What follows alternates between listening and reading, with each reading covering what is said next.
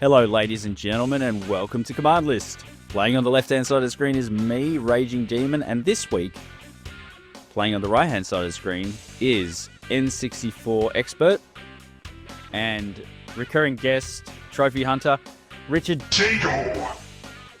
Hey man, how's it going? Not bad, not bad. So, this was all your idea because your formative childhood memories seem to be N64 related. So I appreciate that this console is important to you. That won't stop me. That won't stop me shitting on it. But I will keep that in mind. Well, hang on. So there's a difference between shitting on the fighting games that come with the N64, which I'm going to be absolutely okay with, versus completely shitting on the N64 itself, which will make me very sad. Oh, I'll do both. But mostly it will be the game. Mostly it will be the games. But much like many people, this is a very popular, commonplace, widely held opinion that the N64 was basically a barren wasteland for fighting games. And the fighting games that did come on it were mostly multi-platform, except for two of them that will be talked about. But having been someone who's lived in the desert, every now and then it rains. And where I worked and I lived, when it rained, you used to get these little purple flowers that would spring up for about, a week, and then they'd all die. But yeah, so even a barren wasteland can still have some beauty in it, So, well, that I think is the perfect analogy for the N64 and its fighting games. I mean, I think there are definitely many more games. I mean, yeah, the N64 has a very small library anyway, but comparative to the overall size of the library, there are more fighting games than you or I had ever heard of, and Correct. Probably more than most people will expect, though that's not to suggest that the quality of them is particularly high. No, and to drive the desert analogy even further, it's like when you go out and you go, there's nothing here, and then there's like actually shit tons of things like living there that you just don't notice, right? Yeah, So, exactly. Yes, there's a lot more than expected, a lot more. So I actually watched a montage of all the N64 fighting games. Now, I did take issue with some of the things that they considered fighting games. And you're going to say, oh, Smash Bros. No, I'm not even talking about that. I'm talking about there's a lot of other things people were like, oh, there's a fighting game. It's the same way Virtualon's a fighting game on the Saturn. I don't know if you've heard of that game. I have not. It's not a fighting game. It's you pilot a mech suit and go and fight other mechs. I'm not saying it's bad. It's actually a really awesome game. It's just that it's not a fighting game. So, yeah. Fair. And to get it sort of just a structure down, we're going to go best, worst, weirdest. Yeah, so for me, the weirdest mostly means, like, number one, I had never heard of these games. There is actually one game that I haven't played in my worst category, but all the other games in my best and worst categories I have played, and I think I've owned all of them in at least, one of them is a slight cheat, but I've owned and played all of them. And then the weirdest ones is like, number one, I've never heard of this, and number two, for some reason or other, like, how did this actualize itself as a video game ever? Full stop. Yeah. How did it get from idea to actual implementation sometimes just baffles me, right? So something like that. You can imagine going into a room with your boss going, look, I got this idea for a game. And he's like, yeah, do it. Fuck it. Why not? Like that's kind of what it seems like. Yeah, we've got money to put something out. No one else has any ideas. Yeah, exactly. So, yeah, best, worst, weirdest. I do have a handful of honourable mentions and one dishonourable mention. Do you want those near the beginning or at the end? Oh, wherever you see fit, mate. We can do them. We can do them just before we talk about our list, so we can. There's some on my list there that you might have on one of your lists. So I'll leave them till the end, unless they come up before then.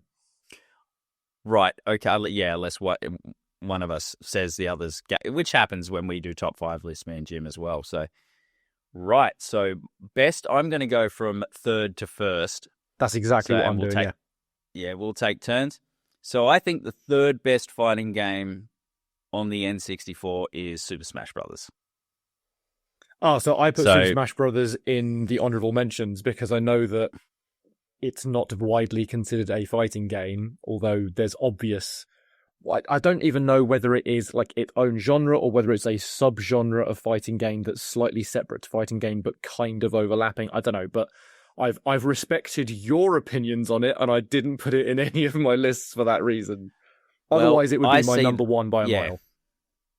I see them as their own genre, really, because if you take a subgenre would be 3D fighting games or tag-based fighting games, right? And then you can have tag-based 3D fighting games as well, obviously. But because the fundamentals are pretty similar between, say, a 2D, a 3D, and a tag, right? There's fundamental. There is a difference, but like the fundamental nature of the game is basically the same. Whereas Smash is a very, very innovative new take on fighting, and I just think calling them a fighting game, they got grandfathered in purely because it's the birth of basically the arena beat 'em up. If you don't consider I don't know other attempts on the Sega Saturn or something like that, Yeah. I will accept it is a fighting game for the purpose of the N64. Okay, fair enough. And do you know, it's the only one that I've come across. It's the only one of these games that I'm actually genuinely good at. I'm not saying I'm like competitive standard at all, but I used to be very good at Super Smash Bros. On the Nintendo 64, and I'm not good at any of the other games on this list at all. Yeah, and look, Smash Brothers is really the only exclusive here that is a real highly rated fighting game, quote unquote.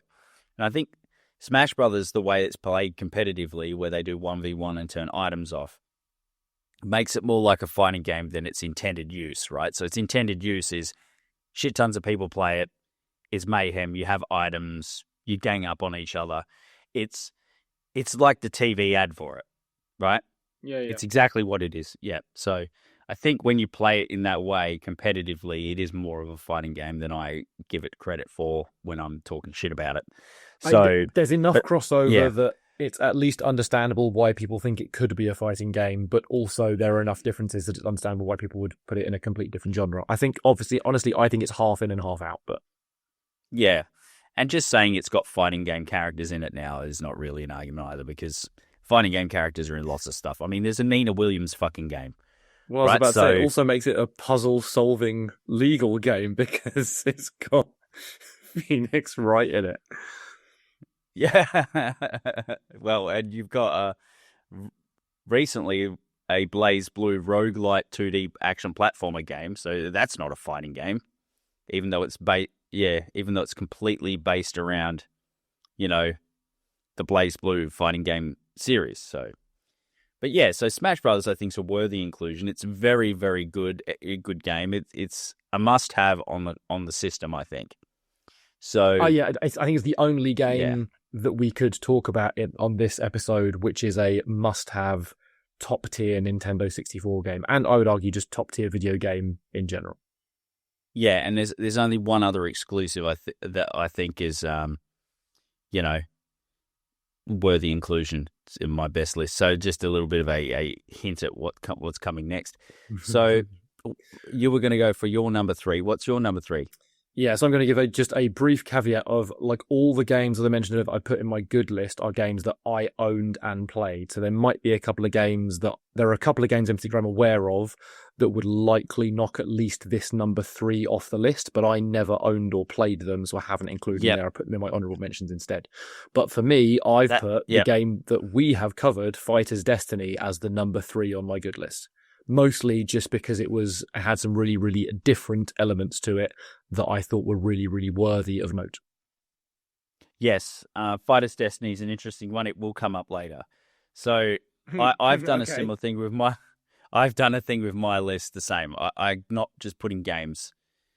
I'm being very careful what I put on there. It's not necessarily going to be a universally agreed upon best, worst, weirdest, right? Because I'm trying to go with stuff I played. Yeah, fair. So, yep. So And we've talked about Fighter's Destiny. There's an episode, so please, everyone, if you want to know about that game, and it's worthy. And the grammar of the title. Yes, and it doesn't get better because the next one's worse, isn't it? There's a Fighters. It's got the apostrophe, but then it's Fighter Destiny is the second one. I think, no, yes, it goes to singular. Fighter Destiny. So, I mean, I wouldn't chalk that up to bad translation. I'd just chalk that up to laziness because it's literally basic stuff. Even, a Japanese person who speaks English would not fail to grasp the simplicity of this grammar, right? So I agree, says the man who put overly complicated punctuation into the title of his podcast to the point where people struggle to find it when they're typing in what they think is the exact name of the podcast. Their watches rewatch. Yeah, plug the watches rewatch, right? Yeah, but yes, it's hard because. So, do you put the apostrophe after the S because there's two watches, you and Tish, right? So the idea was that it was supposed to include anybody who might be listening along as well. So the idea in my brain is really collaborative. We're all watching it. You're all welcome to be part of what we consider the watchers rewatching it. So it's the rewatch that belongs to the plural of watchers. But it could very easily have just not had an apostrophe and just been a statement of like, this plural a number of people watch. But yeah. Yeah. So you were like, take the collective people's view that you're all watchers, which is good. Yeah, I was trying to be inclusive, and I just ended up being making it harder to find online. Yeah, literally this weekend, I was at a party going, no, you have to put an apostrophe in, otherwise you won't find it on Apple Podcasts. You might have to take it out and just leave the logo with the apostrophe or something like that. Oh, we all know that like my podcast is never going to be wildly popular. I just like to vomit words about Buffy into the internet. So, woe betide anyone who encounters it. You don't know that. It's a very popular show. You're just going to get a bit of traction, right? I think I've been watching Fringe, right? Rewatching all of that. And I thought, fuck, I should do what Richard does, but for Fringe. Because we would get to talk about, you'd like the fucking tangent about, how would that even work? Or that's bullshit. Or like, how high does that Buffy wouldn't jump? really happen. Yeah, how high does Buffy jump? How much force can she generate? All that sort of stuff, right? Or how did they get from here to here? What's the map of the fucking town? This doesn't make sense. Why are they letting 16-year-olds in a nightclub? Shit like that. Yeah. And you recently guested on an episode. Thank you for being our first guest, by the way. And we basically got the bad guy of the episode is just teleporting all over town. Yeah.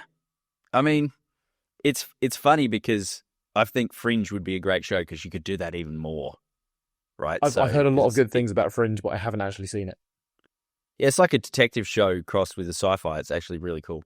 Mm-hmm. Older show, but actually still very, very good, holds up. But yeah, I mean, like, I think your podcast could, Buffy was super popular, and there's still a lot of Gen Y millennials or whatever the fuck we're called who remember it. So, yeah, and you've got a lot of material there to work with. Oh, yeah, so, yeah. I mean, I just turned a 40-minute episode into a 2-hour podcast each time, so, yeah. Yeah, you just get more juice out of it than they did. So number 2, with my number 2, I'm going to go with, and I hated that I had to do this, but I'm going to go with MK Trilogy. It's not an exclusive, but it is a very good version of MK Trilogy. Although it isn't the most complete version of MK Trilogy. That would belong to the PlayStation. But what isn't on the PlayStation is really annoying loading times. What is on the PlayStation is really annoying loading times, right? So a lot of people prefer the N64 port because it doesn't have those loading times. It doesn't have a lot of the characters in it, but the morphing cartridge over disc. I mean, there's an example of upon my research for this podcast, very limited research, I'll just throw that out there. There was a game that had such bad loading times, and I was like, why? N64 with loading times? A bit like the Street Fighter Alpha 2 port on the SNES. It didn't have to have them, but it did for some reason. So the PlayStation version is riddled with the morph loading and just loading in general. So a lot of people prefer the N64 version, and it's actually quite popular competitively.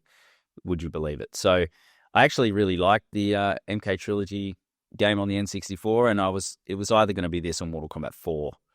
So, but yeah, I tried my best to not put multi-platform fighting games on here because it's sort of like, it's not really showing you what the N64 has to offer if it's something you just play somewhere else. But this one was special, so it was unique enough, and it was a good enough game to make this list. Oh, sure, but if you're going to include Mortal Kombat in other things, if you're going to exclude it from everywhere just because it was available on multiple platforms, then it wouldn't appear anywhere. Yeah, precisely. Yeah, quite. Yeah. All right. What's your number 2, mate? Ding, ding, ding. I have MK Trilogy as my number 2 as well. And I never played Mortal Kombat 4, which is one of the reasons why I didn't include it on it. That's in one of my honourable mentions, because the consensus seems to be that MK4 is... Well, the consensus I was reading was that MK4 was a little bit above MK Trilogy in terms of what was the best thing for the N64. But Mortal Kombat 1 and 2 mostly. I did play Mortal Kombat 3 a bunch when I was growing up, but not as much as 1 and 2. I think because to me it felt like Mortal Kombat 3 was just Mortal Kombat 2 again with extra characters in terms of the storyline. I was like, I just killed this prick in the last game. Why the fuck is he back? Sort of thing. Yeah. Great gameplay and mechanic, like, sort of leaps. I wouldn't know about the mechanics, sir. Yeah. Oh, yeah. But, like, I mean, the difference between the story is same bad guy, right? It even looks like it's like the same death animation in both games, as far as I can tell. But Mortal Kombat, I think Mortal Kombat 4... wasn't well received at the time. It's getting a bit of a bit like an indie film or whatever that no one really heard of it. Yeah, it's getting a bit of a second wind with people going, "Oh, it wasn't as bad as people say. It's actually all right." And, but at the time, bit of nostalgia love. Yeah, but I think at the time people were quite disappointed with Mortal Kombat 4. It is not, as far as 3D fighting games go, it is not really that good.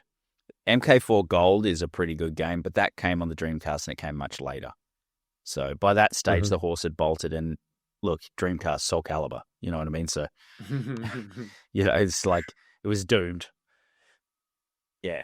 But, yeah, so I agree. I think, Mortal Kombat Trilogy, of the multi-platform fighting games is probably the best one, in my opinion, especially if you like the first 3 games.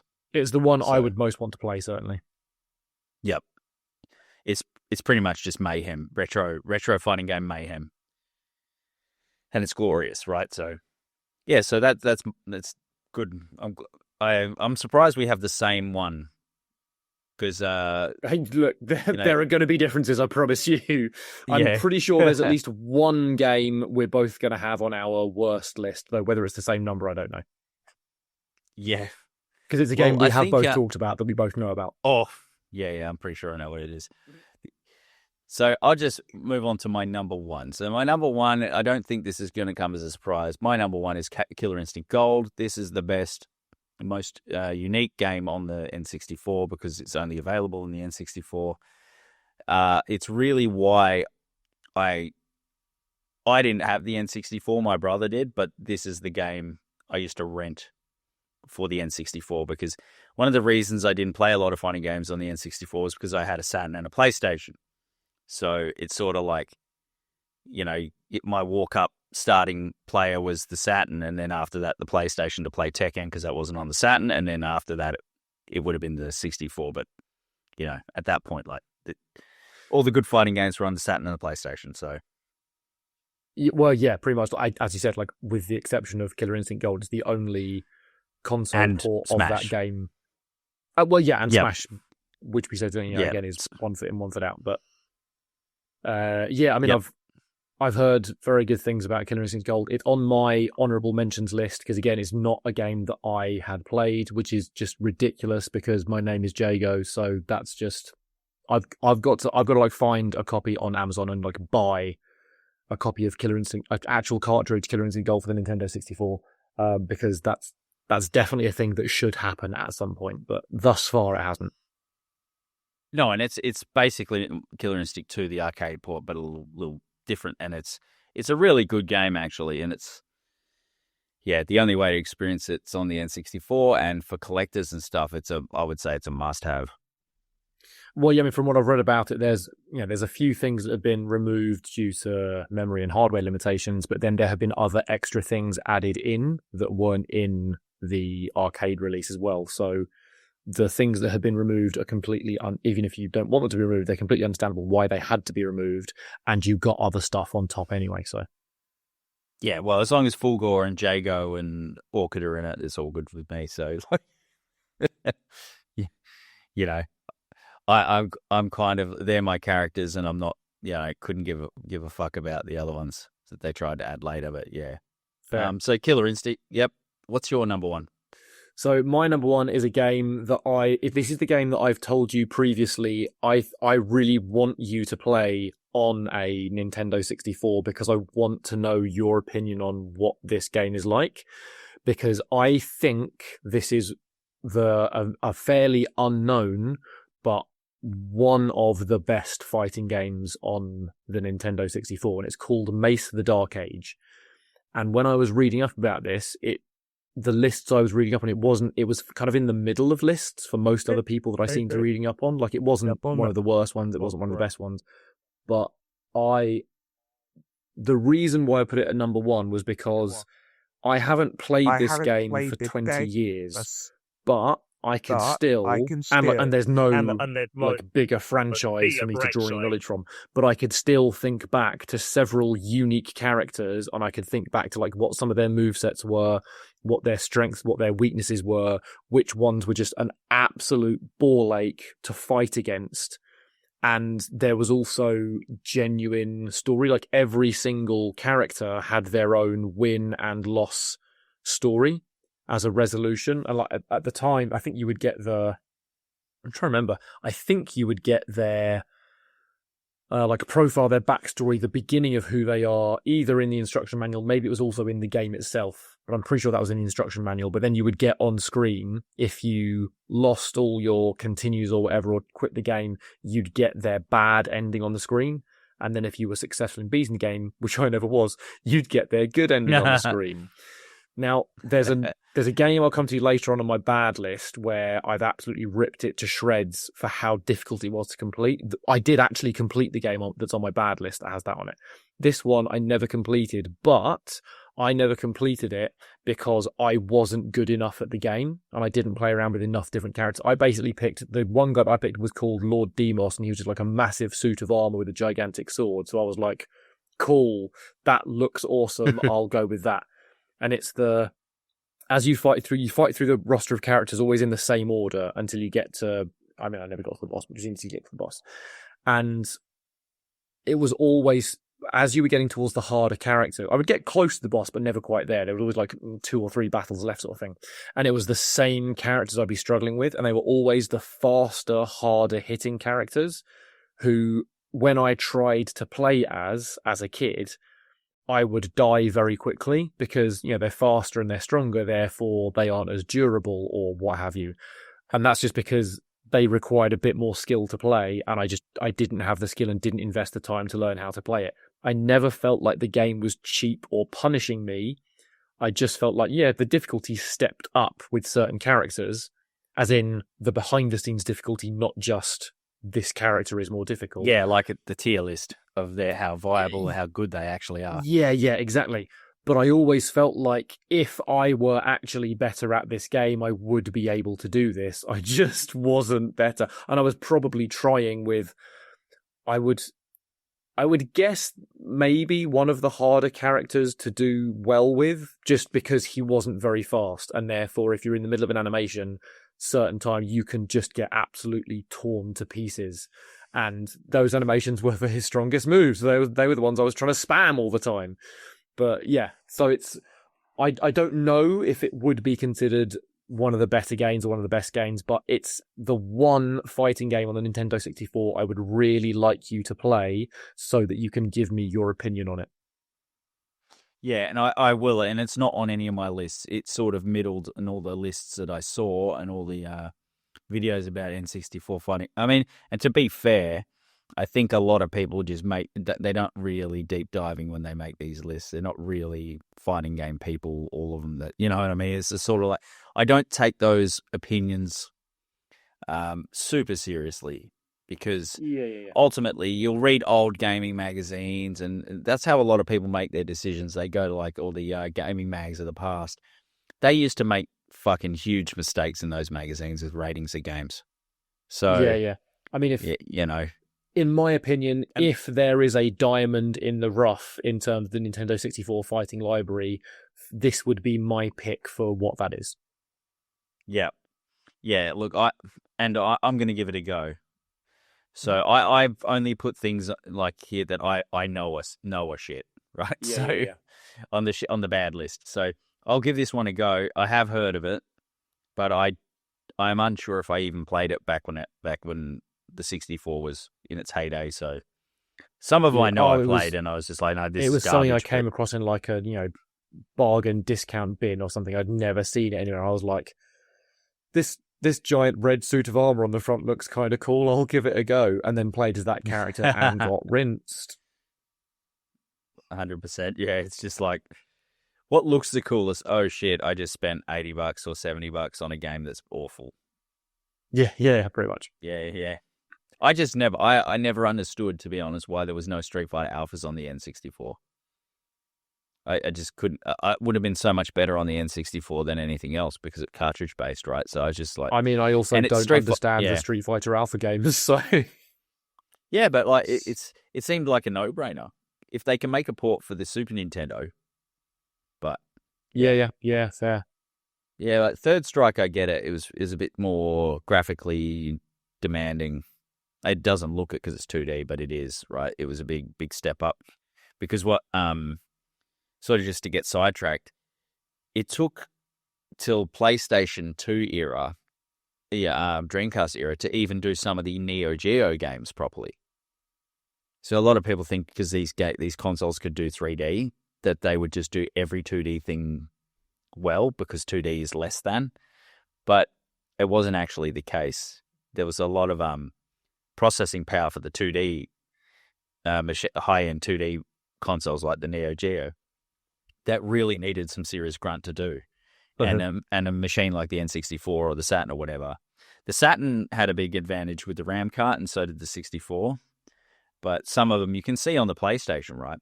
Some of the worst performing games are 2D games. Like with the Marvel vs. Capcom, when you fight, it's a team-based game. You would have to have a mirror match because it couldn't render 4 different sprites at the same time. There were some versions of the Versus games where you only got to play as one character, and the other character you picked was just an assist character. And I remember playing one version of that, going like, before I had a full comprehension of memory capacity and why this would be different on one thing versus another, I'm just going like, why haven't they put this for? What's the point of this game if you're not going to do the point of the game on it? Yeah, exactly right. Otherwise, I got very grumpy. Yeah, and a lot of people let me play as all the X-Men all the time. When you're a kid, you don't go, well, I didn't realize that RAM is that important. Like, because some of these games on the Saturn won't work without the RAM card. Mm-hmm. So, but yeah, I mean, let's get onto our worst list. I'll kick it off. Well, actually, you kick it off. You kick it off, mate. All right. I want to hear. I want to hear your worst. This is going to start with the game. This game's probably on your worst list, but I think it's not at number 3. It'll be number 2 or number 1, which is the game we both know of: Xena Warrior Princess: Talisman of Fate. Oh, it's fucking bad. Yeah. So I love Xena. Fun fact, one of Carl Urban's earliest roles was as Caesar and a few other characters in one episode of Hercules and I think 10 or 12 episodes of Xena. The game... A lot of local talent, right? Yeah, man. Because Kiwis, right? It was filmed in New Zealand. Actually, a friend of mine was like an extra on the Xena and the Hercules TV series. So it's hilarious, right? So it basically employed half of New Zealand, and a lot of the Kiwi actors like Lucy Lawless and Carl Urban got their starts on it, So I did know that, and Carl Urban's like a top tier actor. So He is, and in fighting game related news, he's going to be Johnny Cage list this year in Mortal Kombat 2. Yep, very, very happy about it too. Yeah. But yeah, in the game you play as a bunch of different characters from the show, including Joxer, with terrible graphics and an easily gameable system, such that I was able to beat it in about 20 minutes with zero difficulty. And whilst I've referenced this already in this episode, for anyone who doesn't really know, I am bad at fighting games. That's why I made a big deal out of me actually being good at Super Smash Bros. Because I'm not good at any of the other ones. I'm passable at Fighter's Destiny. I'm halfway decent at Fighter's Destiny, that's it. But at least this game reminded me of Xena, the show, which is more than I can say for the next two games on my list. And that's why it's at number 3 and not further down. And if you are struggling at some of these games, know that all these old fighting games have a cheese. You just have to find it. And with Xena, you find it very clearly. So... yeah, with Xena is very, very straightforward. And honestly, like the number 2 game I've got on this list is almost certainly a better fighting game than Xena. But when I played Xena, my experience was, I wish this was as good as the show. Whereas my experience playing number 2 was, fuck this game. I am selling it as soon as I am done beating this boss the second time round for reasons I'll get into later on. Because I don't want this cartridge in my home anymore. Looking at it makes me feel angry. Its existence in the world bothers people. Yeah. But I mean, I played it. It's fucking terrible. Totally agree. It's definitely on my list. My number 3, I was torn about the number 3, was War Gods. Yeah, okay. Now... the reason is not necessarily I've got just that on a list, but not this list. It handles bad. It's not even just, and I can see why it could be on the other list too. It's not just that it handles bad. It's that it's just lazy. It's a sloppy prototype of Mortal Kombat 4 made by the same people. It's got some of the same voice actors and fucking character actors and shit. It's just fucking bad. It's lazy, and it's just let's do Mortal Kombat 4, but with like powerful, godlike fucking and just we'll do this shitty clone. So as far as shitty clones go, it was. What's funny is it's a clone by the people that do the original, is what it seems like to me. Because this is a Midway game, right? I didn't check who the publisher or developer was. I'm pretty sure it is. I'm pretty sure it's So this game's just... It definitely just has shit. Mortal Kombat rip-off written all over it, but I wasn't sure who... I didn't look up to the producer or developer was. Yeah, I mean, I'm just going to do a quick search, but you've got it on the weird list, I guess, and I can see why it's there too. But yeah, look it up. It's got gore. It's got it's got all of the stuff, but none of the substance. None of the essence. So it's just. It's a bad game. It's on all the bad game lists too, and that's the one where I actually do take a little bit of it. I'm like, yeah, fair enough. So I was saying I don't take too much to other people's lists or to critics from the past, but this one, they're fucking dead right. This game sucks. So yeah, I was tempted to put a different one in number 3, but yeah, it was published by Midway, so I don't know if it was developed by them, but it was definitely published by them. So that wouldn't be developed by them at this point, I wouldn't think. Okay. Developer, Midway, publishers, Midway. So these are the Mortal Kombat people. Do you reckon they did that just to make Mortal Kombat seem even better? Yeah, is it like the... Here's the bad version of this like idea, which means this must be the good version of it. Yeah, it's like the Duff, right? The designated ugly fat friend. The hot chicks that have their self. And this is just a thing. It's not me saying I agree or it's fine or whatever. But the idea of it. It's the tactic, right? The tactic, or if you're in the ocean and there's a shark, you just got to be the second slowest swimmer, not the. You know what I mean? Like it's. Yeah. It's. I've got its scores up. There are people. Someone EGM gave it 6 out of 10. Fucking idiots. Yeah, someone gave it 3.5 out of 10. That's probably a bit more accurate. D plus. D. I didn't know you could do D plus, but I suppose why not? Yeah. So. This is one where I'm looking at the review scores and going, yeah, I agree with that. Well, you could do D+. It's not a musical scale. It's not like saying it's D sharp. No, because I think D's so bad that you don't even have to give a plus or a minus anymore. Like it's just like bad. But yeah, Well, wait, no, D sharp does I, have a sharp. Sorry, what is it? It's B doesn't have a. No, what? a No, it is. flat It's or a D. sharp. No, it is. It's D. You don't have a C flat or a D sharp, and you don't have an F flat or a G sharp. I think. It's been a while since I've played music. Yeah. By My a while, I grasp mean like of 25 years. musical theory and it's not good. Yeah. So yeah, War Gods. I don't. Yeah, like we'll talk about it later when it comes up on your list. I'll make a. I actually got a small dig at Mortal Kombat in my War Gods mention. Only a small one. All right. So number 2 worst. What's your number 2 worst? My number 2 worst is this game called Dark Rift, which can fuck itself. So this is the difficult one, isn't it? Yeah. So okay, this should have been decent, but it just ended up feeling cheap, and that's why I hated the difficulty on it, because it didn't feel like I was being outplayed. It just felt like the game was just trying to drag everything out. So I beat the game with this character I had preferred the idea of, who's called Morphix, who basically he's a shapeshifter, can like turn his body into like blades and stuff, and like he does like a backflip kicks and stuff like this. And I was just like, that's fucking awesome. That's who I'm going to play this game as. And I'm pretty sure he ended up being one of the harder characters to beat the game with. That's my story, and I'm sticking to it. La la la la la la la. I can't hear you. Only to be caught with one of those bullshit. You have to play it on a higher difficulty to get to the real final boss cop-outs. Yeah. Now, that's fine if you tell me that at the beginning, not after I've wasted an hour of my life. I did go through it again on the higher difficulty. Sorry, or if it's... Yeah, you go for it.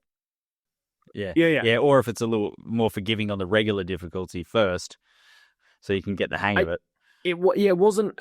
Like, the most of the game wasn't that bad, but it was the boss fight, what turns out to be the sub-boss fight, that was quite hard and pretty cheap, and probably, actually with skill, probably wasn't that bad. But then when I had to go through it again on the higher difficulty setting, where I did struggle more and eventually beat that boss and got to the final boss, I'm pretty sure it took me like 3 hours of retrying the final boss over and over to win once. And at no point did it feel like I was being outfought or outclassed, just hammered by how cheap and OP the boss was. Yeah. And this is why when I talk about Mortal Kombat 2, I don't rate it as highly as many others. Because that's input reading and how cheap the AI is. When you do win, you also feel cheap because you had to be cheap to beat the cheap AI. Yeah, so it's just especially a hollow the Shao experience. Kahn fight. Yeah, it's just a hollow experience because there's no, oh yeah, I can see I'm getting better or it's challenging. A hard boss fight is fine. A brutal boss fight is fine. But if you can use the game or play the game the way they intend it for you to play it and win, then it's good design. If you can't and you have to do jump kick, or low kick, or some cheesy bullshit to get around the AI's input reading. But if the script and input reading on the Shao Kahn boss fight are a certain way, then with most characters in Mortal Kombat 2, I think it can be impossible to win if it chooses to do certain patterns on repeat, because they're uninterruptible, whereas most of the characters, they wouldn't be. They're unavoidable and uninterruptible if you get caught by the first one, and he can just cheese over, like it's the shoulder charge and the hammer over and over again, and can just... If you get caught in the cycle, it is literally impossible to mistake unless the script chooses to do something else. Yeah, and it's just because that we would call that Oki, right? You get knocked down, and you've got a few seconds where you can get him still, right? Mm-hmm. So on the wake up, he gets you again and again and again. Yeah. And if you try to land the uppercut or anything else, it just auto ducks and then uppercuts you during the frame of whilst you're standing there on the uppercut. Yeah, the input read or they throw. That one drove me nuts from a range that you can't, right? And also because they would input read that they would throw your uppercut, which would be like so fucking infuriating. Yeah, so I mean, I can understand you wanting. Some games are just so hard they're not fun and they're broken. Everything else about the game's fine, and then they just ruin it. Oh no! But in addition to that, I remember the character I played as, and I spent a bunch of time playing through fighting the other characters. I don't remember a single other character except kind of a little bit one of the bosses, and so it wasn't memorable. I don't think it was mechanically good. There wasn't a proper story or theme that I actually remembered or got invested or involved in at all. And also, it was cheap AF and did this bullshit, you've got to play it on a higher difficulty to do the whole game thing. Yeah. And all you have to tell me next to make me hate it as much as you is just go, oh, and then there was a second phase for the boss fight.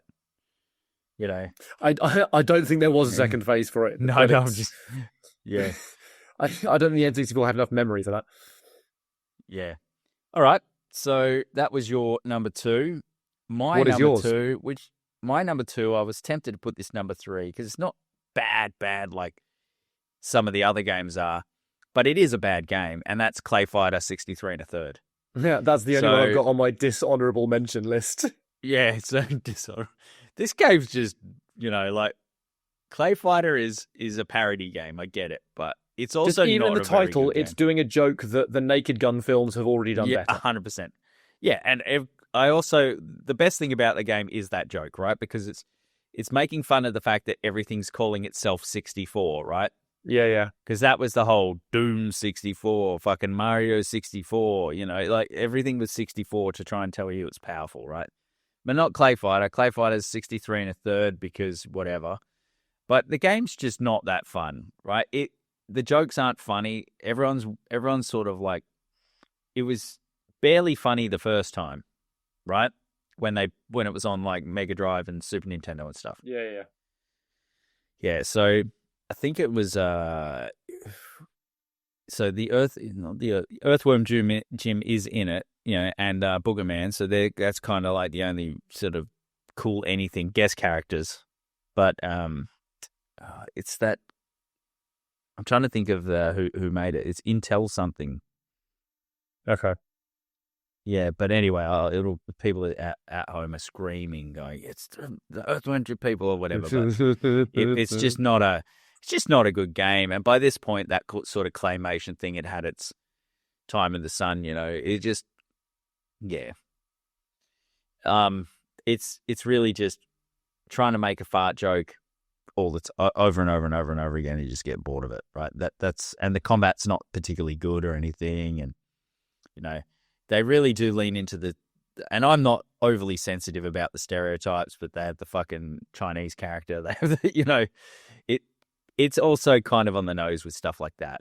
So, well, yeah, but there's using stereotypes to make a joke, and then it's just like, no, the stereotype is the whole joke, and it's like, I think you might have missed on this one. So what's his name? Kung Pao, right? Yeah. Yeah. So I mean, yeah, it tells you everything you need to know. It's the other characters are the same for the first one or the second one. If you had a Super Nintendo, it was 2. Am I right in thinking that most people are confused that this even got another game after the first one? Yeah, why? Why? And then it just definitely didn't. Please tell me this was the last game in the franchise. There weren't more, were there? No, this is the death of the franchise.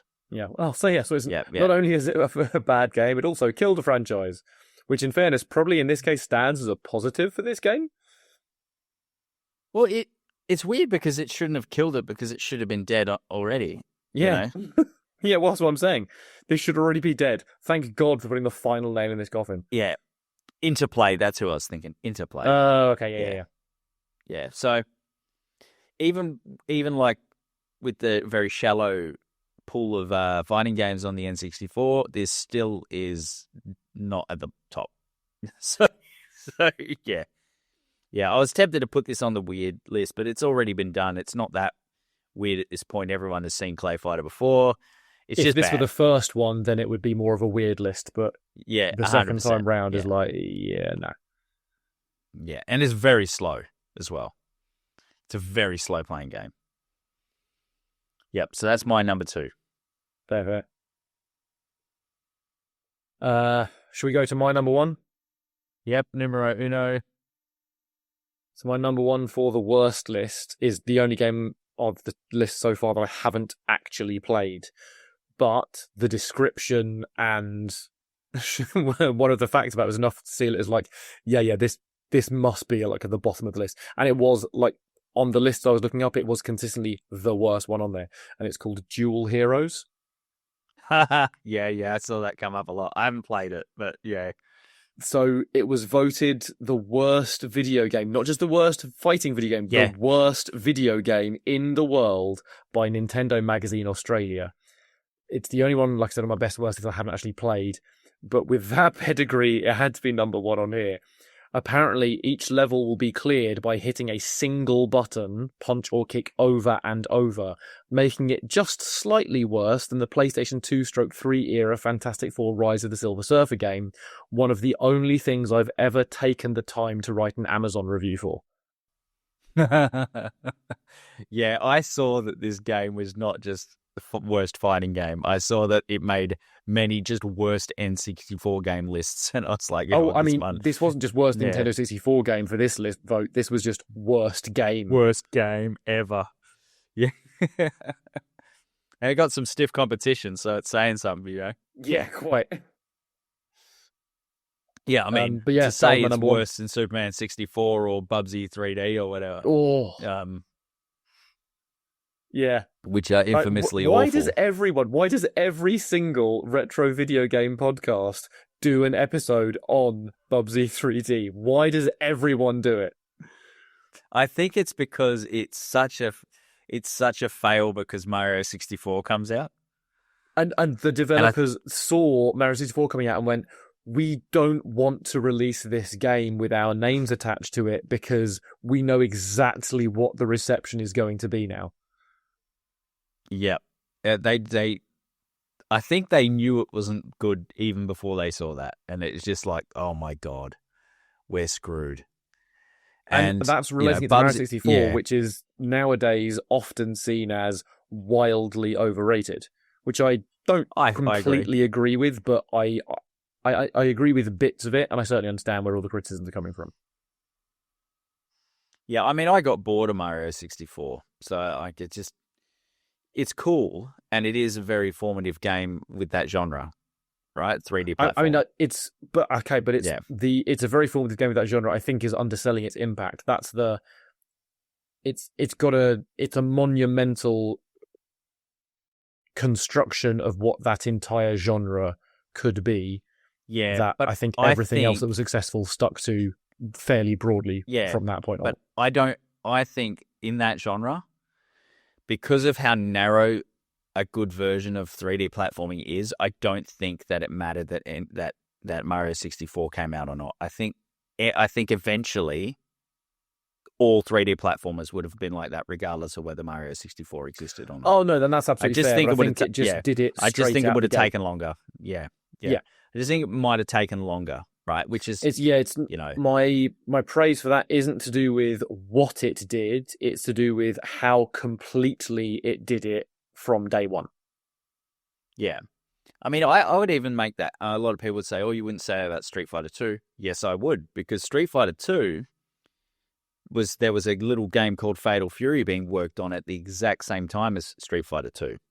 Mm-hmm. So the fact that we're not talking about Fatal Fury the way we're talking about Street Fighter 2 is probably just timing.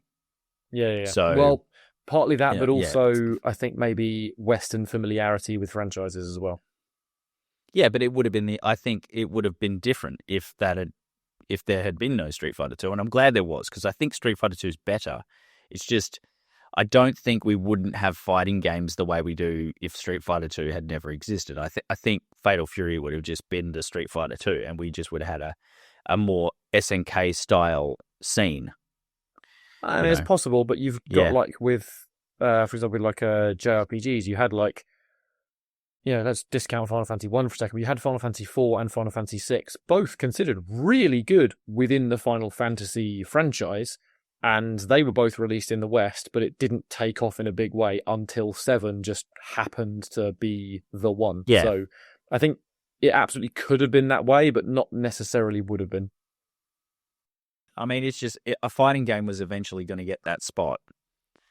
But it's just a matter of which one was half decent enough first, and it just so happened to be Street Fighter 2. Mm-hmm. So, because no one knew who the Street Fighter characters were before Street Fighter 2. Street Fighter 1 was not really... It wasn't successful, really. It was barely successful enough to get a sequel. Yeah. So, and no one in the West knew about it. So, yeah, to me, like Street Fighter 2 is basically Street Fighter 1. So yeah. That it's like what you're saying. It's like Final Fantasy 7 is kind of Final Fantasy 1 in many countries. So, I know a lot of people go, "Oh, that's not true," but it is, because I didn't really know about Final Fantasy till my brother played Final Fantasy 7 on the PlayStation. I think the only real difference is that after Final Fantasy 7, a lot of people who didn't know about the early games went back to them, whereas with Street Fighter 2, you look at Street Fighter 1 and just go, no, we'll just stick with this one, thanks. It's I make a similar sort of remark. I mean, just not to spoil Danny's podcast too much, but we did a Fire Emblem episode, and that was like, say, Fire Emblem Awakening. Like, for many people, that's their first ever Fire. For most people, that's their first ever Fire Emblem, and all the purists can say, "Oh, this one and that one, this one," but the fact of the matter is, no one fucking played them, no one bought them. So, it's when many people discovered it, just like Final Fantasy 7, just like Street Fighter 2, etc. Yeah, and Mario's.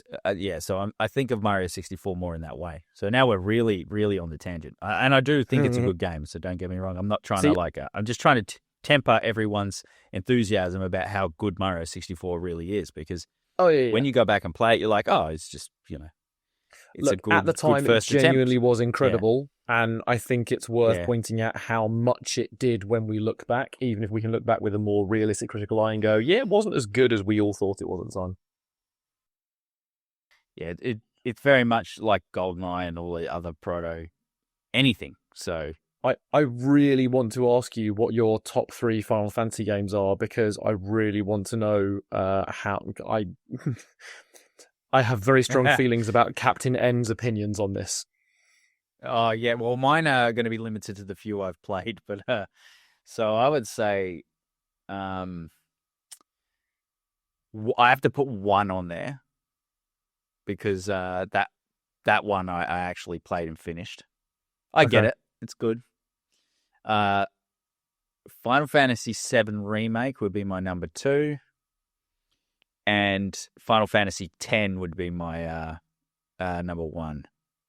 Okay, cool. So, but I haven't played. Where does Final Fantasy 8 sit on your list, if anywhere?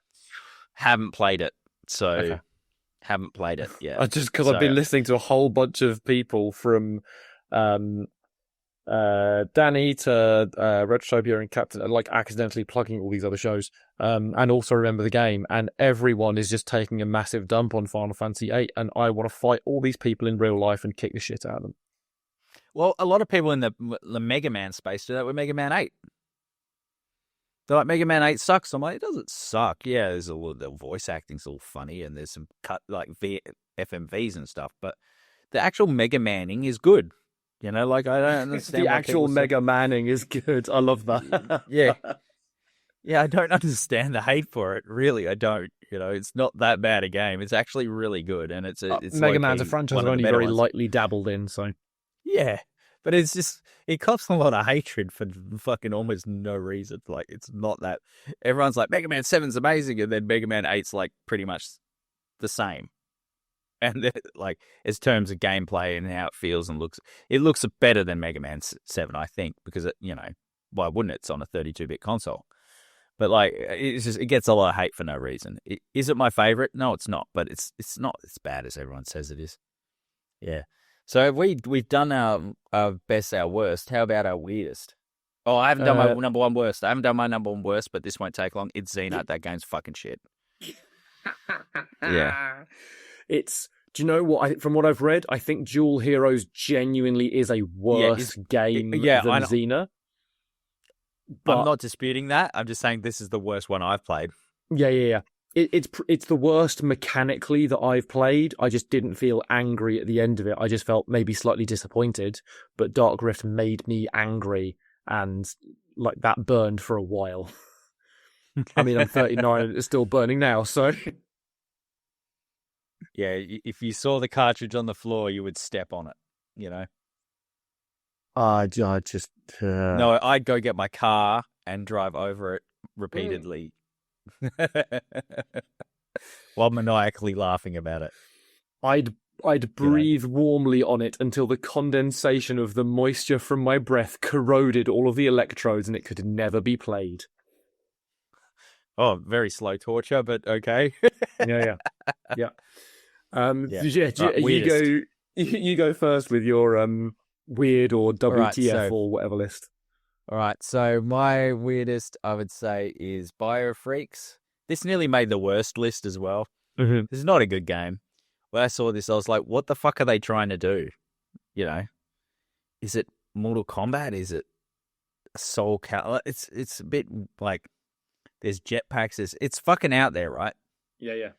Yeah, it's just not bad necessarily. I haven't I remember playing the PlayStation one, but just a weird looking aesthetic. Just it's all fucking a big mixture of different genres, and it's Biofreaks is just a weird looking one. I don't know as much about it as I should.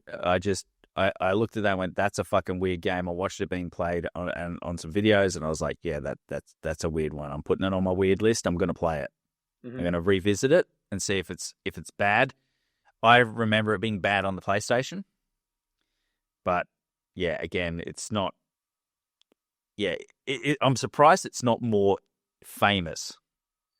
Well, I mean, I didn't put it on my weird list because I was familiar with the game. I haven't played it, but I had heard of it. I was familiar with it. Whereas all the ones that are on my weird list are games I'd never heard of until I just started looking for what are the most niche Nintendo 64 fighting games out there.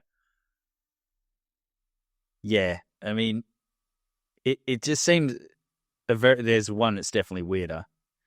I think I know which one it is because I think it's going to be my number one. Yeah.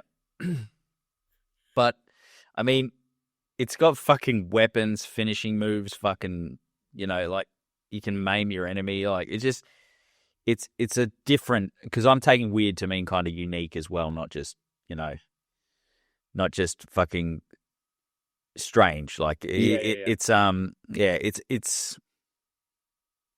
got apparently no fucking balance to it at all. So there's going to be a super busted character. Yeah.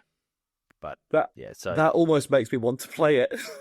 Yeah, I do want to play. Like I said, I'm not giving a lot of detail because I actually do want to visit this game properly. Because weird to me is not necessarily bad, but there are some bad weird games too. So, what's your number three? My number three was a game you've already talked about, which was War Gods, and like we've already talked about, it's apparently just a bad, watered down Mortal Kombat ripoff, but with some seriously random characters, meaning that the mythical characters, like I think Anubis is one of the characters who are present, also have a rando cyborg thrown in for good measure. I then added on to it, I was like, which actually sounds exactly like Mortal Kombat. In this battle, Raiden, the god of thunder, will battle Stryker, a police officer. Maybe War Gods got the more realistic setup, to be perfectly fair. Maybe. Yeah. So War Gods is bad games are just as interesting as good games, to be fair. So, when it comes to doing more N64 fighting games, we should probably look at that one too. Well, it's possibly that there's a specific area of bad game. Like if it's like a 5 out of 10, then I'm just like, that's just an unenjoyable game. If it's like a 3 out of 10, that might be worth playing just because it's going to be weird enough that it'll be a unique experience. Whereas if it's like a 1 to 2 out of 10, it's just terrible. Oh yeah, for sure. There's definitely Sharknado bad, and then there's like just something that just spoils. So bad is good, and then so bad is just bad. Yeah, it's just awful, and there's just nothing fun about it. It's not even fun to laugh about it or make jokes about it. So. Fair. Yeah, I don't think quite. I'm trying not to put games on the. I didn't put games on the worst list that were like so bad it's good, because I didn't feel that way about Cedar or Clay Fighter. But yeah. So we got War Gods, which your we've number talked 2. about. My number 2. Now I was torn with this one, but I'll go Fighter's Destiny. Now this game isn't bad. It's just strange. Like it's a different take on the fighting game. The point system, the characters are just kind of funny as well. it's just it's a very bizarre fighting game. It's not bad though. It's just is it good? Not necessarily, but it's when I played it to do the episode with you, I was like, this game has got something good about it. Like, it's innovative. It's definitely a unique take. It's actually more like point scoring karate. The characters are kind of funny looking, right? And they've tried to be unique, but they haven't nailed it. I think that with one or two characters they do, and the rest of them, it's not enough. And you can permanently brick stuff in the game, which I thought was fucking like... Yeah. I mean, okay, you can always reset the game's memory, so true. It's a soft lock rather than a hard lock, but you won't be able to continue with your current setup for these characters without permanently locking out some moves for this character if you balls up this particular section for it. Yeah, and unlike many N64 games, which is a common problem with them, was some of the times the cartridge saves were bugged and didn't work. Yeah, on a lot of games. Didn't happen with this game. Yeah. Well, no, but I always had issues with the memory packs for Nintendo 64s. I never found a memory pack that would actually reliably save and hold the data for very long. So there are certain games I've never completed, like Duke Nukem 0 Hour, because I just can't load the game. And I don't have 20 hours in one single shot to just play through the whole thing. Yeah, I mean, it's some games it would absolutely just kill the experience. I mean, fighting games typically not, unless there's the unlockable characters. There's like shit tons of them. It's not really that big a deal. But yeah, at this game you did unlock characters, and they were hard to unlock. Some of them. Well, so, one of them is fucking nightmare to unlock. The others aren't too bad. If you, part of it is knowing what to do to unlock them, and then which honestly, the game gives you clues at least. If it doesn't tell you outright, but it does give you clues about what that is. But yeah, there's one that is just an absolute nightmare to do. And I've watched people online doing it, and I'm just like, oh, you have so much more patience than I do. Yeah, I mean, the mechanics of the game are awkward. It's very hard to sort of come in with previous fighting game knowledge and apply it here.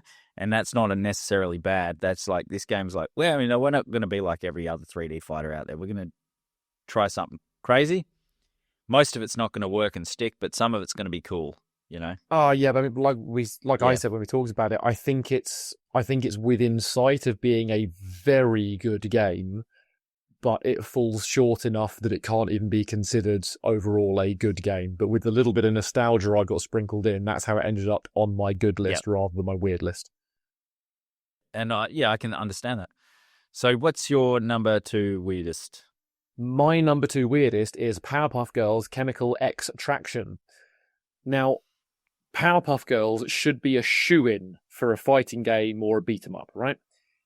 Back in that era too, yeah. Yeah, exactly. It was one of the last games ever officially released for the Nintendo 64, so had the benefit of learning from all its predecessors, which it apparently completely failed to do so.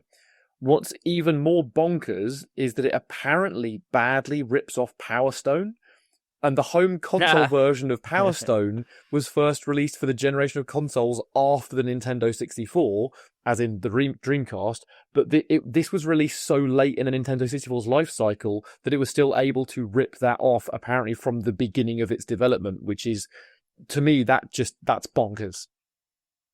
Yeah, I haven't even heard of it or played it. I mean, I've heard of Powerpuff Girls, but Power Stone was already... If Power Stone's already out and people are playing it, then that's fucking late. Yeah, I know. It's like, oh yeah, here's a game that this next generation of console has just done. Let's try and rip it off on the previous generation. I'm just like, why? Like, put it on the flipping GameCube. Don't put it on the Nintendo 64. Yeah, I mean, and I don't know about the timing. Maybe Powerpuff Girls were also on the way out. Well, I mean, so one of the last games ever released for Nintendo 64, that means it must have been somewhere in the region of, like, certainly no earlier than 2001. And I would say maybe 2001 to 2002. I didn't look up the release date. I'll do that now. But at a guess, maybe if it was one of the last ones. I'm sure I've got games that released in 2001. So, I don't know. Where are we? Okay, 14th of October 2001. So yeah, near the end of 2001 was when this was released. That's what I was thinking. Yeah, and I don't have my not being a big Powerpuff Girl fan, I have no idea where it was at, but it probably had been around a bit by then. Yeah, but I mean, Powerpuff Girls was still popular after that because I didn't even know about Powerpuff Girls at that point. Like, I only first heard about Powerpuff Girls probably, I don't know, a couple of years after that, and it was still popular at that point. So it's not a case of the franchise it was representing had significantly dipped in popularity. It was clearly just a bit of a shit game that picks up trying to emulate something, trying to rip something off that was built on a subsequent generation of hardware, which just doesn't sound like a sensible idea. And that's what puts it in the weird category for you, just the timing and the idea itself. Yeah, the timing and the fact that, I mean, you've taken a very popular IP compared to the other ones that we're talking about here, and I'd never heard of the game, and I'm a big Nintendo 64 fan. And yeah, all those things together were why it did end up on a weird list. But I think it could easily have ended up on the bad list as well. Yeah, and I think, it's something we've said several times in some of the other games as well. Now, this one, I think this is going to be the undisputed weirdest game for both of us. If you've done it, I'd be very surprised if it's not. I'm going to be honest, I base my number one almost entirely just on the name. 100%. This, I'm getting all excited because I think we got the same one, right? Yeah. That Rakuga Kids one. No, I've got something totally different. Rakuga Kids was like near the top of the games. That was one of the games that I hadn't played. I had heard of it, but I'd never played it, and it was apparently but I had heard of it before thinking about this list, and it is apparently considered a pretty good game. So no, I've got something totally different on my list. However, if you have no idea what I'm talking about and you don't want to look it up, it's Parappa the Rapper, the fighting game.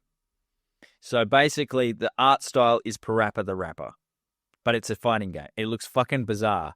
It's not saying it's bad, but it's the whole premise is a bunch of kids find magical crayons and can draw their fighting game characters, same for universe, blah, blah, blah, blah. But they draw all these wild characters, and it's all like, looks like crayon art. It's not 3D. The backgrounds are 3D, but the foreground is like 2D crayon type art. It's fucking looks so strange. I actually think they should have released it worldwide. Okay. Yeah, I'm not saying it's bad. It just looks fucking absolutely bizarre. But it's on the list I was reading. It was rated as a pretty solidly good game. As a good game, yeah. All right, well, I thought you'd have that one because it looks fucking weird as fuck, but it gave me the vibes about there's a Saturn fighting game where they're just like regular people, like an office worker versus a housewife versus, which I was like, that's hilarious. But, they just took a fighting game and go, take all the tropes that are for fighting. We'll get a karate guy, we'll get a wrestler, we'll get a, businessman, businessman, housewife, just doing housewifey shit, cleaning the house, this like actuary. all the stereo. Yeah. But anyway, we'll go straight to your number one then. I want to hear it. If it's not Rakuga Kids, what the fuck? So my number one was GASP !! Fighters Next Stream (Garth) Deadly Arts. When I read the name, yeah. When I read, and that's, in fairness, it comes under like a few different names, hence the bracketed bits at the end. But when I read the names of this game, I had to check if I could smell burnt toast because I was convinced I was having a stroke. I put it on this list solely on the basis of its name, and I'm frankly terrified to learn anything else about it in case it's even more batshit insane than the name suggests. That's it. That's the name. That's it. It came up as like a really, really bad game on the lists that I was reading through, but I'd never heard of it, and I was worried I was dying whilst I was reading it. It's almost like Under Night in Birth EX, like, that's a good game, but like the... Yeah. Yeah, fuck me. It's just less is more sometimes, like... All right, well, I think we've got this has been fun. We've got to give some of these games dedicated episodes. because especially that Recruit honestly, Your Kids I one, feel like I'm that, inevitably going to learn something about this gasp game at some point, but I'm also really worried about it as well. I'll need to do it during the daytime with the light on and someone sat next to me, I think. I've got to get on to my work day. So, what got anything else to say about the any of these only other games? bit was there's one honourable mention that I haven't mentioned already. Because I had one for like MK4, Killer Instinct Gold, Super Smash Brothers, but I had another honourable mention for Flying Dragon, which I've never heard of. When I researched, was after Smash Brothers on some list. This was like the next game above MK4 Trilogy, KI Gold. No, maybe not above KI Gold actually. But it was like the top 2 or 3 games of N64 fighters. I don't know much about it, but I just wanted to mention it because apparently that was a very, very well thought of game. Flying Dragon. I'm sure it was another Japan-only release. Oh, it sounds like it. I've never heard of it. I did see it on some lists, but I didn't. Yeah, I've never heard of it myself. Yeah, nor I. Hence, honourable mention rather than on one of the lists. So, the N64 might be this weird rabbit hole of fighting games because, like I said, no serious fighting game players rated the 64, aside from a few particular ports like or games like KI or MK Trilogy or whatever. But yeah, it could be fun. It could be fun to do a big series of these, Richard, because I know the N64 is, and I understand this because for me, the Master System is a very formative and important console to me. And although it had superior hardware to the NES, people can dispute that, but it's not true. It did have more colors. It did, it was actually more powerful, but it had some really shitty games on it, right? It had some very good games, but it also didn't have the consistency of the NES, right? So there's some fucking god-awful games on there like that I played that I was like, why, Mum? Why? Can we return it? But yeah. So the N64, maybe not as bad for fighting games as we thought. We still need to do, I think it's still inconclusive. We need to do further research. The only game that like I said, that I really want you to try out is Mace the Dark Age, because I want you to tell me whether it is just a bad fighting game, which I don't think it's just a bad one. I think you'll probably come back and just go, it was kind of all right. It wasn't like the bad ones on this list, but it's also nothing special. But that's, if there's one that you'll be impressed with that you don't really know about, I think it'll be that one. Yeah, and I think what I am more disappointed when it's just meh.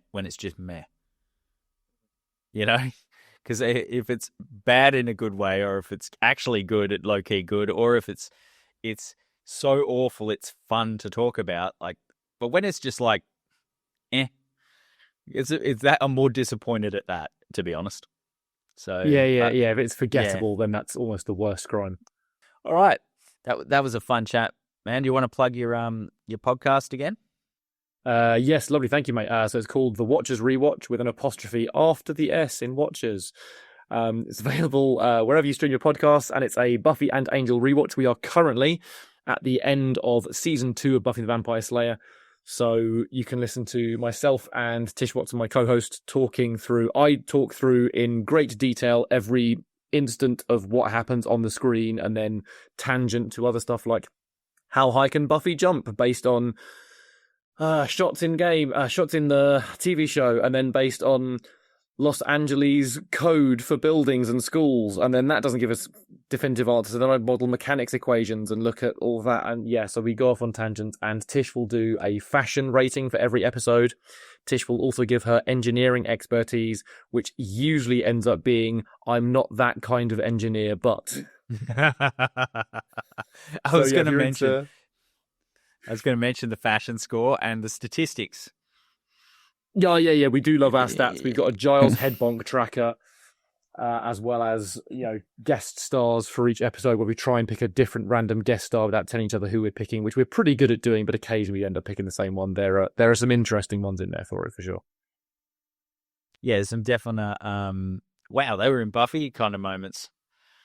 Yeah. Like you've got Wentworth Miller is one of the ones that we've just covered, and a little bit later on in season 5 you'll get Amy Adams. Do you know what I saw? me and the missus were watching Fringe to talk about Fringe again, and guess who we saw in a couple of Fringe episodes? You won't guess. Oh, tell me. I'm doing it for suspense. Meghan Markle. No way. Okay. Yeah. She's kind of good too. I mean, I've seen her in Suits, and I thought she was good at that. Yeah, I liked Suits. But I was just like, there's this gradual eroding of our tolerance. The South Park sum it up the best about Meghan Markle. We want our privacy, Fucking celebrities in there. We want privacy. You don't, though, do you? We want privacy, but we want to enjoy all of the things that have come with us not having this privacy. Exactly. Yeah, exactly right. But yeah, all right. Check it out, everyone. It's a great podcast. It's a great listen. Got a great guest star on season 2, episode 17 as well. Yeah, fucking the best. It could be the turning point for the numbers, mate. I'd it could get you. Yeah. Went out early this week. We're through the roof, I'm sure. Yeah. A relatively unknown fighting game podcast turns a completely different Buffy podcast into a phenomenon. I don't know about that, but maybe just enough different circles touch it to it, and it blows up. You never know. Maybe. Yeah. All right, thanks, mate. I really love having you on. It's always a great chat. It's great to be on. Thank you for having me, mate. We'll do some more N64 fighting games. Sounds good. All right, everyone. Don't smash your controllers, and we'll see you in the next one.